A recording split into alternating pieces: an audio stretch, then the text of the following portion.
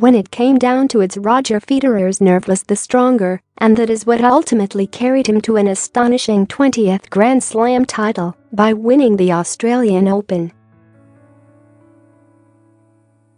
Forced into a fifth set, after showing he was human by wavering in the fourth when 3-1 up, he finally saw off the challenge of Marin Cilic to win the final 6-2, 6-7, 6-3, 3-6, 6-1 in 3 hours and 3 minutes.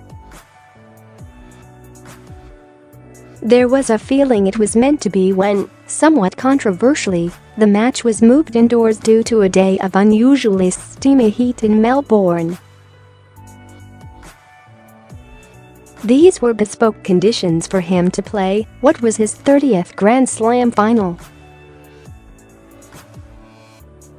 Federer has now drawn level with Novak Djokovic on 6 Australian titles. He is also the 4th person in history to hit the 20s in major singles titles, the others being Margaret Court, Serena Williams and Steffi Graf. The victory means he is also nearly back as world number 1, now just 155 points behind Rafael Nadal. Federer, his voice cracking with emotion, said, "I'm so happy, it's unbelievable. It is a long day waiting for the finals. It's easier in the afternoon. I'm happy it's over now, but the fairy tale continues for me after the great year I had last year. It's incredible. We had a wonderful time in Australia. We arrived last year," added Federer, referring to his December departure from Europe.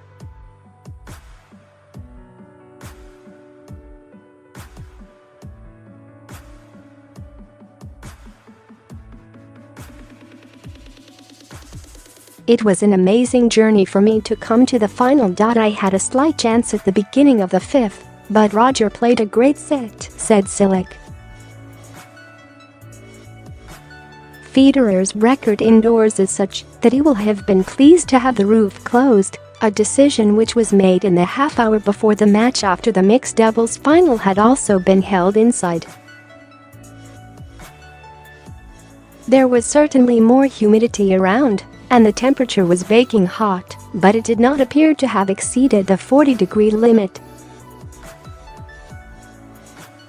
It was in any event still extremely muggy in the arena, with the air conditioning struggling to pump in enough to keep a lid on things. Tennis Australia emphasized that the decision is always ultimately down to the discretion of the referee, Wayne McEwen, who has a meteorologist working with him on site. Cilic went in with a 1-8 head-to-head against the Swiss, and he initially looked a shadow of the player who had dismissed Kyle Edmund and the eventually injured Rafael Nadal. Before he knew it, within 17 minutes, he was 4-1 down, having been broken in the very first game when he made a dreadful mess of an overhead. He also appeared to have a problem with his racket string tension, but despite changing his implement could not stop the first set going in 24 minutes. He stepped it up at the start of the second and created 2 break points at 1-0, but then needed to save 2 that Federer had a 2-2. By then, Tennis Australia, sensitive to criticism by the likes of the Murray brothers, had put out a statement confirming the high levels of the humidity had exceeded the threshold. As ever, Federer was the crowd favorite, and he had plenty of support as Cilic found his length and rhythm more as the match progressed. He missed a backhand on set point at 5-4, but in the tie-break, pulled ahead for 6-4, and on his second set point was the aggressor in the rally, which saw him finish the point with an overhead.